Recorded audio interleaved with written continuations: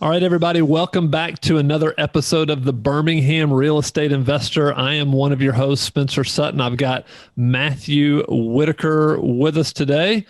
And man, we got a special guest. We've got one of our allies here in Birmingham real estate, Ben Preston. So Ben, welcome to the show. Appreciate it, man. Thanks for having me. Yeah, absolutely. So Ben is an assistant manager. He's also a sales agent at LAH here in town. Ben is a Birmingham native. So this guy has been in Birmingham as long as me and Matthew have.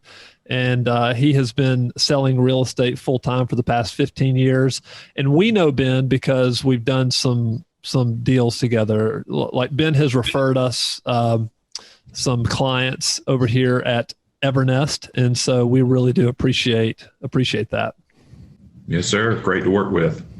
Ben, first of all, before we were talking, it sounded like you're an Auburn fan. So I just wanted to warn everybody that you may sound like you know what you're talking about, but you still are an Auburn fan. I'm just kidding. Yeah. No comment. Ben, appreciate you being on. So I'd love to kick it off. I'd love to understand kind of your story, how you got into the real estate business. So I just kick it off with kind of how it started and how you got interested in real estate.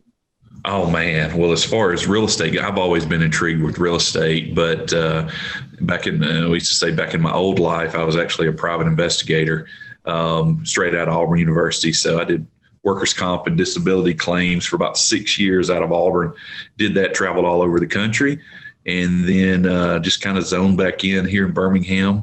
Love people, love to help people.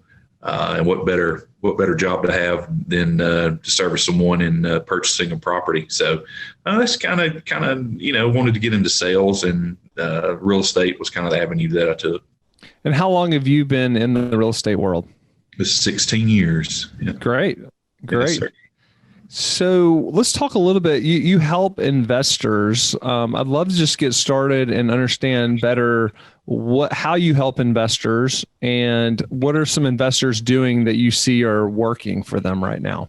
Basically, if I'm talking to an investor, first of all, our initial conversation is, what are they looking for? What are you looking for? Are you wanting something immediately to bring in a cash flow? Or are you wanting something to appreciate? What's your price range? So once I get that information, got a little checklist. Once I get all that information, then I can kind of zone in on a different area of town that would fit those needs for that particular investor. Is kind of what I've been using. Do you have investors that are mostly rental property owners? Are they house flippers? A mixture of both? Right now, 95% are just renters. Someone wanting to buy a property and rent it long term, and haven't had a lot of flippers lately. But that's kind of been the meat and potatoes lately. When you are interviewing these people and kind of asking them, what are some of the questions that people need to be ready for when they call you? What are some of the decisions they need to have already made? Well, I guess the main thing is, Matthew, is probably just knowing, what's your expectations? What are you looking for? Are you wanting immediate cash flow out of that investment? Are you wanting something to sit on long term that has possibility to appreciate over time? Different neighborhoods offer different things. So just kind of seeing what their long term goal is. And I would think risk probably has a lot to do with that, right? I mean, low income has a high potential for return. Something higher income would have a lower potential for return, but maybe big appreciation. Can you talk a little bit about maybe even naming some areas that you discuss when you're talking to folks about these different areas? Yeah. And another thing that I normally do too, if my client or my investor wants me to, is I'm gonna do this deal as if I'm buying the property myself or a family member's buying the property. So, I'm going to give you my opinion. And that's what I'm here for. But generally speaking, if someone's looking, it's hard to get in the market for, less than, I would say, a good, comfortable area that I'm comfortable with, starting off in that 80,000 and up kind of range is kind of my comfort zone, running from that 80 to all the way up to 200,000. I can find you good investment opportunities in that price range and good areas. When I say good areas, that 75 to 100 range. I'm sure people that are listening are familiar with Birmingham. Up in that Grayson Valley, there's a couple of townhome communities up in that area right on the Trussville, Alabama line. That's which you guys know all about it. I know I've sent you guys a bunch of investors that you're property managing there. Probably sold 25, 30 townhomes up there in the past year and a half. It's a good intro into someone wanting to tap into investments. You're looking at a $90,000 townhome and being able to rent it out from anywhere to $900 to $1,000 a month. And then if you're going to look into the school districts, they're probably 1 through 5, maybe a 2.5 or so there on the rankings from AL.com. But as far as if you're looking into the 100 to 200 range, got stuff over in West Alabama, the McCalla area, where the Amazon distribution center is rocking and rolling over there. I think they have maybe 5,000 to 6,000 employees. Most are subcontractors. I think they have maybe 15 to 2,000 full-time employees. I think the rest are subcontract, but needless to say, that's employment. So that's really stimulating a lot of new construction, I think, in that area based on that. And obviously the Mercedes-Benz plants over there. And can I ask you a few questions about these two areas? So let's go back to Grayson Valley for a minute. For those of you who don't know, Grayson Valley is kind of in the northeastern side of town, off of Chalkville Mountain Road. Very close. Yeah, very close to Chick-fil-A. I actually had an investor in my car the other day, and he wanted Chick-fil-A, so I'm much obliged to pull in there. So, but it is very convenient too, right? It's right off the interstate, especially this townhome community you're talking about. And then there's some other communities just back from there that are newer homes, probably built in the 80s, that a lot of investors are buying. That's right. And then Penson's right north of there too, which is also, a good place to get into as well. But like you said, location wise, for $100,000 for a property. And I took an investor over there. He came in from Iowa a couple of weeks ago, and we had Full Moon barbecue right there. And we're sitting there eating at Full Moon. I said, you just bought a townhouse, right? Literally a quarter of a mile for here for $100,000, and it's great. It's a great opportunity for investors. So note to investors, if you come in town, we're going to take you to eat barbecue almost 100% of the time. Or Chick-fil-A. Or Chick-fil-A. So those are the two Southern delicacies. And both of them are right there in Grayson Valley. That's right. That's funny. Hey, real quick, tell me what you get with that townhome. Is that a 2-2 townhome? 1,100 square feet, 1,200 square feet. What kind of townhome is that? Well, the 2 bedrooms are typically anywhere from 1,100 to 1,300 square feet. 2 bedroom, 1.5 bath. I would say low end now is probably 900 on the rent, but then probably I talked to an investor the other day. I think he said he was getting $985 a month for his, but this is all hearsay, so don't, that's what he told me. But and then on the 3 bedroom, Spencer, those are a little harder to come by.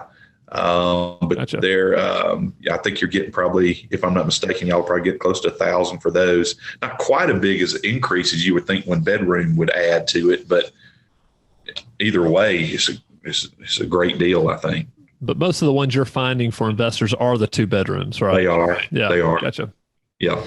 And let's hit on McCalla for a second, because I do think it's kind of at the intersection of a bunch of different things going on. You mentioned the Amazon distribution center. You mentioned the Mercedes-Benz plant. One of the things that I found too is that McCalla is a great place where if one spouse works in Birmingham and one spouse works in Tuscaloosa, and that may be at the Mercedes-Benz plant, that it's kind of in the middle, right? Like each spouse has kind of an equal distance to work. So talk to me some more about McCalla. There's a lot of new houses that are being built down there. Talk to me a little bit more about McCalla. Yeah, as far as McCalla goes, like you said, there's a lot. I sold, I guess maybe it's been about three 3 years ago, I sold 36 acres right there off that exit to a builder out of Huntsville. And so I know that's a proposal for new construction going up. And these homes are going to be built, they're going to start in the low twos, and then I think we've closed on a couple of townhomes, a little place called Cheshire Park that several investors have jumped into over there. But they have new construction going on there too. So as far as when we talked about earlier about appreciation on some of these areas, I think McCalla is an area that's going to appreciate. So if you're able to get in there now, these townhomes that I've been recently selling in McCalla in the Cheshire Park area are going anywhere from 145 to 155. They're 2 bedrooms, 2 full baths. They're building right down the street in the subdivision. I think the starting point on those townhomes are going to be around in the 170s. So knowing that, that's going to be a good place. I think those are maybe written out, Spencer, I don't know, $1,250 maybe. I think you guys maybe are getting for those over. Yeah, I think we pulled some of those up the other day and looked at them. Yeah, so those are great rentals, and the investors that have bought and purchased there are buying those. That's great. $1,250 is not the 1% rule, but they know they're going to get appreciation in there for the long term as well. So I think McCalla would be a good area to look at. You're not going to get, the steel price and the 1% rule possibly that investors look at, but I think that appreciation for 4 or 5 years down the road is tremendous. Yeah, there's no doubt that area is growing. And if you're looking for it on a map, it literally is where 2059 coming from Birmingham, 459 coming from kind of the perimeter around Birmingham, both connect and head towards Tuscaloosa. So it really is at an intersection where a lot of things are going on. Obviously, that's why Amazon's building a distribution center not too far from there, because easy access to get around the city and around the state from there. Yeah, it is. So I'm curious, let's talk a few more areas. What are some other areas you're seeing investors buy rental homes? Really all of Shelby County, which is south of Birmingham, south of 459 area, anywhere from, I would say from Montevallo to Hoover. Any of those pockets, if you can find something, or email us or whatnot and tell me, love to have a conversation with an investor and see what they're looking for. If we can find something in Shelby County, because there's 3 things you always look at too, obviously, and that's the price, location, and school districts are huge for me. That's one thing I'll typically look at too. And if we can get 2 out of 3 of those checked, it's usually a good investment. And I think it's important when you say Shelby County for people to understand a little bit about how Birmingham works. So Birmingham, unlike somewhere like Nashville or Kansas City, is made up of municipalities. So individual cities make up Birmingham. And the 2 major counties that we invest in are Jefferson County, which is where Birmingham is, the city of Birmingham. And then Shelby County is just south of town, which is where Hoover, which is the second largest kind of municipality around here, kind of around central Alabama is. And so Shelby County, how would you describe, Ben, the difference between Jefferson and Shelby County from an investor standpoint? I would say Shelby's more of a kind of a suburb of the city. I guess is the best way to describe it. Yeah. A lot more room there's a lot more development, or not necessarily retail and commercial development, but as far as residential development, there's more room to expand in Shelby County as opposed to some of Jefferson County. Now, there's a lot of good places in Jefferson County as well. McCalla's in Jefferson County, and then Clay Chalkful's Jefferson County areas too. So there's a lot, but for some reason that, and price point is big too, commute time to downtown from Shelby County, schools in Shelby County. So there's a lot going on down there. Yeah. All of Shelby County is suburban. That's a great way to describe it. Whereas, the kind of city center is more urban in Birmingham. And So, Shelby County does have awesome schools. I mean, the Hoover school system has Spain Park and Hoover High School that are very active in athletics and academics, and all the way down through Alabaster, which is Thompson High School. So a lot of great school systems in the suburbs. And that really drives a lot. The school systems, unlike a place like, again, Nashville or Kansas City, are municipality based, which means each individual municipality has its own school system. So it's very intimate with schools, because it's literally your community right there that is putting those schools on. So that's why everybody talks about school systems around here being so important. And just on a map, when we talk in Shelby County, it is, I mean, where Ben was talking about, further south was Montevallo. So if you go down Interstate 65 all the way down to Montevallo, you're talking about there, and then moving back up towards the city, correct? Like Calera, Alabaster, Helena, or some of those areas that you're, Pelham. Yep. Yes, sir. So I'd love to know, what kind of pivoting a little bit, what are some mistakes you see investors make that maybe you've learned over the years?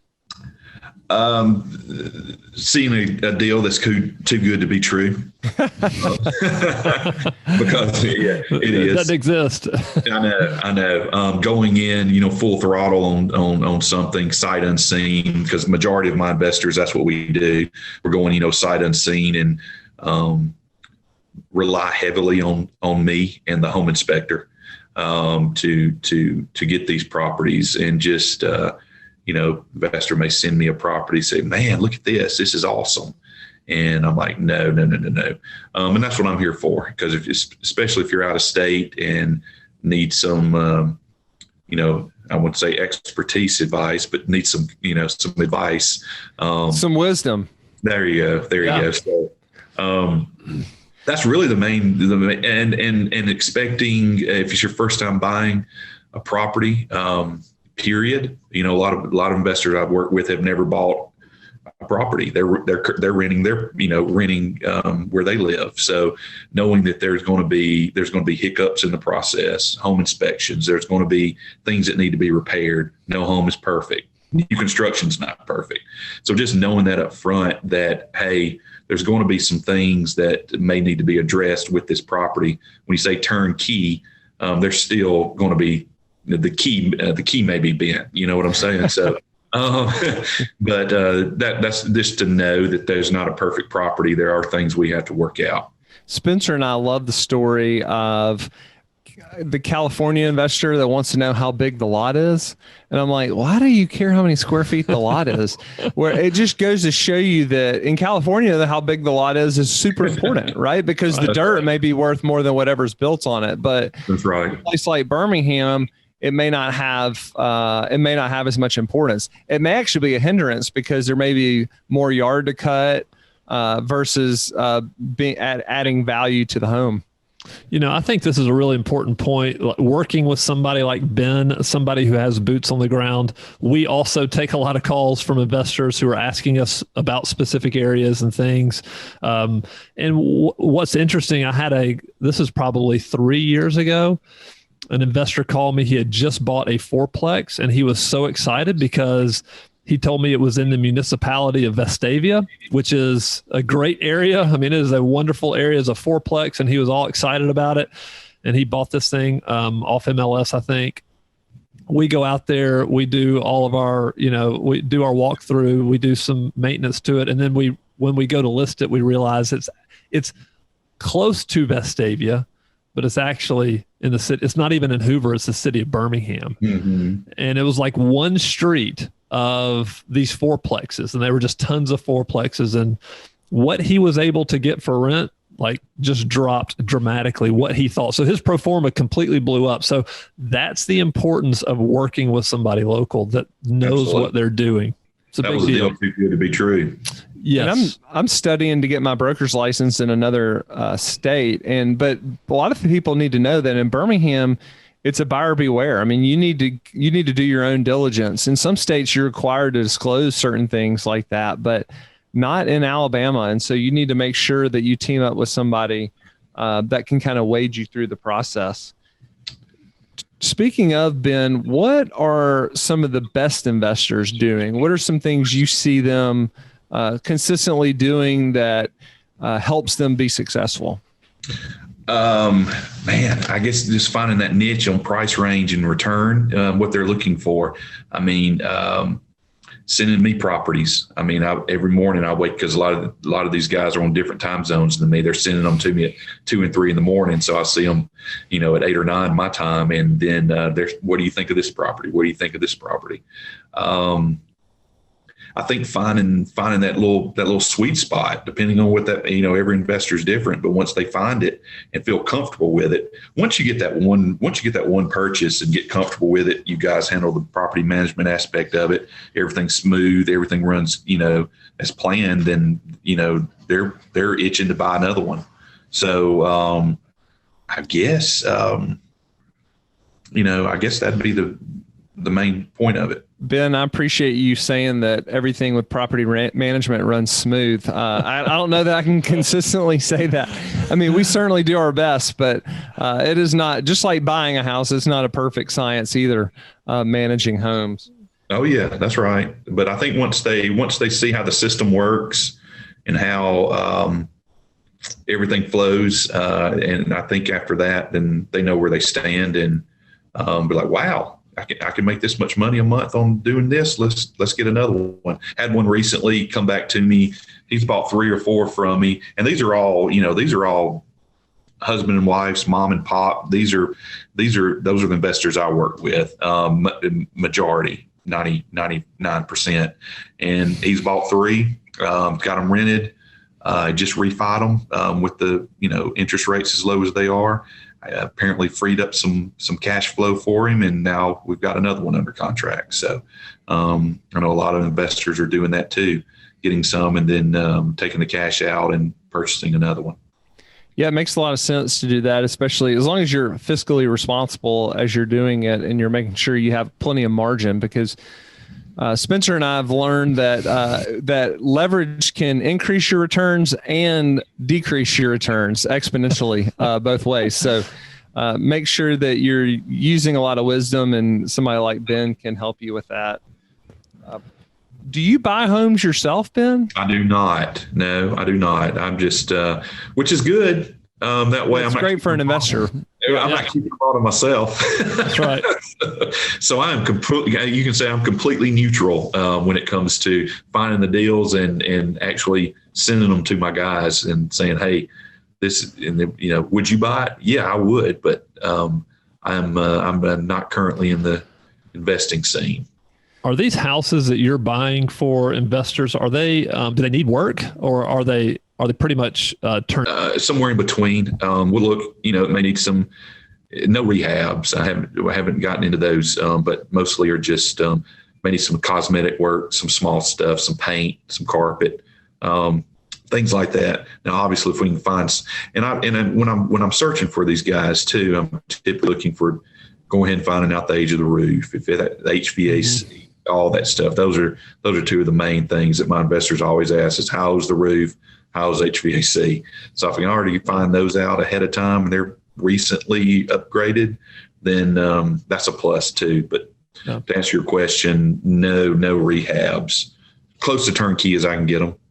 Yep. Talk about your process. So an investor shows up. It sounds like you have kind of some questions that you ask this investor. And then how do you take it from there, the process to buying somebody's first rental house from you? Like I said, majority of all of mine are sight unseen. These are investors living out of state. So we talk over the phone or via email. And once I get those that checklist of questions answered, then I'll start sending them properties. I can go ahead and send them like a blank format of the contract, the offer to purchase.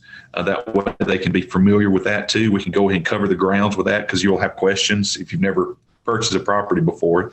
There's contingencies, there's inspections. Go ahead and know that, because you guys know as quick as things are moving right now off the market, I'm having to send my clients coming soons just to hopefully have a chance to buy them when they do hit the market. So I guess it's a lot of preliminary work. And then as soon as one hits, I'm like, hey, Mr. Investor, here's your property, and just be ready to jump on it. How do you feel the institutional buyers have affected what you're doing, if at all? I don't think they have not affected my guys. Is that because y'all are buying as close to turnkey rent ready as possible? That and most of these properties are going at or above list price, and sometimes the big institutions may come in just and their numbers may be lower or whatever they're looking for. So sometimes those offers may not be as seriously looked at. And without using us, I mean, give a completely independent thought here, but tell me what you tell your investors to look for in a property manager. Oh, God. I guess basically, I mean, I think the biggest thing that they're always looking for, because especially if they're out of state, out of town, it's different if you're in town. You can kind of oversee things, but somebody you can trust, shoot you straight. I mean, that's what everybody looks for. Yeah, we've always found that building trust is a lot about communication too, right? Like figuring out how best communicate with each other. So we talk a lot about trust here at Evernest. Yeah. I almost said the old name there. We're getting started with our new brand, and almost went with the old one.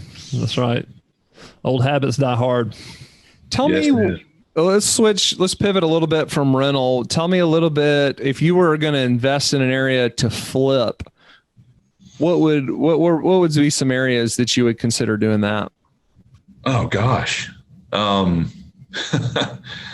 Anywhere that I would be investing in, as far as turnkey as a rental. I mean, downtown is hopping as far as for flips. There's a lot going on down there for someone wanting to flip a property. From what I'm seeing, that's almost anywhere in Birmingham would be a great opportunity to flip. I know that's a little broad, but it's the truth. No, it's the real estate market's. I'm sorry. Go ahead, Brian. Ben. No, I was saying if the numbers are right, there's not anywhere in Birmingham that wouldn't be worth flipping. Yeah. Well, that's the thing. I mean, Birmingham, the real estate market is very hot right now, and houses are just not sitting on the market very long. And so you're right there. I always think, when I think of house flipping, it also depends on how much money you want to invest. If you have a lot of money to invest, the over the mountain areas like a Vestavia, like a Homewood, those are awesome areas to flip a home. Very competitive there.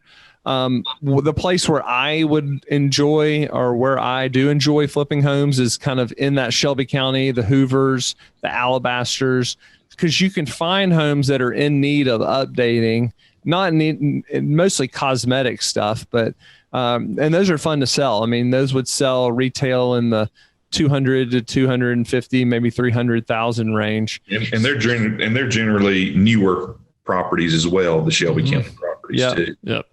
Yeah, built in the 70s, 80s, 90s. Some split levels. So just a great area. Again, good school systems, because these communities support these school systems. So Ben, if somebody wanted to get in touch with you, what's the best way for them to reach out?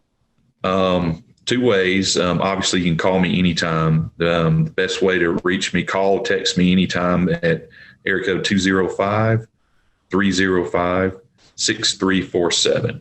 That's 205-305-6347.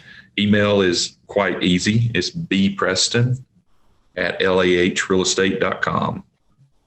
And I would imagine just anybody that has questions could reach out to you. There's no kind of obligations. You're not going to sign them up day one, but you just want to be a resource for people. Sure. That's what I'm here for. Yeah. Good.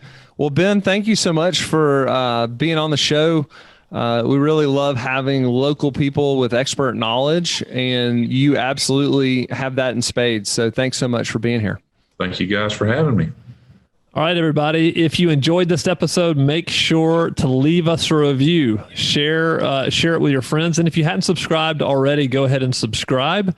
And so also be on the lookout. Matthew and I were just talking about, we just changed the company name from GK Houses to Evernest. So go check out our website. You can see houses on our website that a lot of investors from around the country are buying. So anyway, we will have another episode out for you in 2 weeks.